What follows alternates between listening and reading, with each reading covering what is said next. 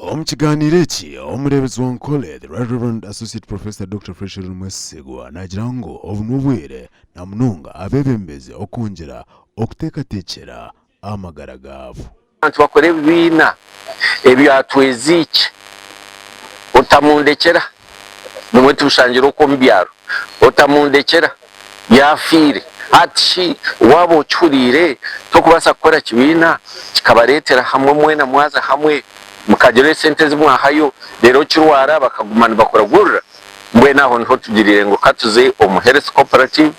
kandi turebe ngo twarwana amagara gate aho kubeberebe cyangere ko abantu bingi indwara nizibateganisa. Abeebembezi ku rw'Omureebezi w'Ankole bakuru b'ebitongore kampuni abashubuzi n'abandi bintu babaze kwika omukiganiro eki abatangiye kibesere Revival Health Cooperative. Statistics nzoreka ngo tuyine abantu bingi abarukufaho naho hasa ekigenderwa cha Health Cooperative no kwinegeza ekitweta Public Health Initiative ukureba ngo amagara gabona gabaje kurabira omukubegyesa no kubaragurira twaza kinoni agidikonare erikwebemba Reverend Emmanuel Myaneza erizoba nabo batandika project yo kushomesa omuntu waburijo age n'imikono ekibakikora Arkanyonyero Vocational School ndayijaha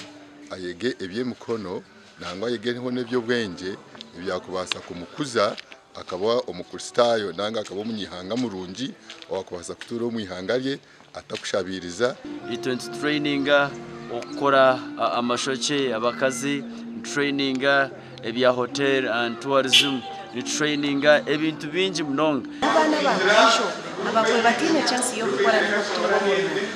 babonekerwe kugira ngo bakore posezi to expecting mu kintu cyamani kuriya kukura imyaka yo misho tiza kuba turije munonga nabwo echo mwana hu wa muta omushomera wa muta nicyo maisa changu abo TV was ni senyomo Gideon.